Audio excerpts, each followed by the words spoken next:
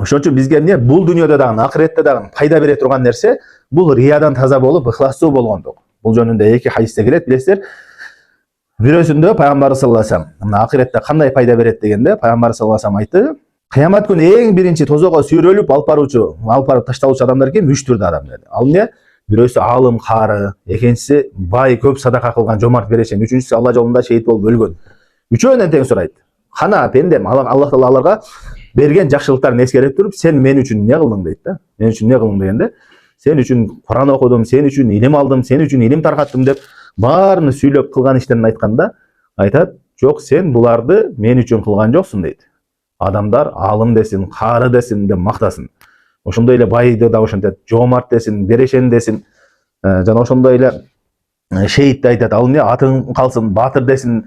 Булардын баардыгы рия болуп атат. Эл үчүн кылып атат. Ошолорго Аллах Таала кыяматта айтат: силерге дейт, ал ошо каалаган нерсеңер берилди, бул дүйнөдө айтылды дейт. Сени адамдар алым деди, каары деди, мактап бүттү. Сени бай деди, жомарт деди, атың калды, даңкың калды, сенин атыңа бир окуу жайлар коюлду, бир зданиялар сенин атыңа коюлду, көчөлөр коюлду. Бир баатыр болсоң ошонун бүт коюлду. Бирок эмне бул дүйнөдө сага эчтеке жок деп алар эмне тозокко сүйрөлүп алып барып ташталат. Эң биринчи ташталгандар.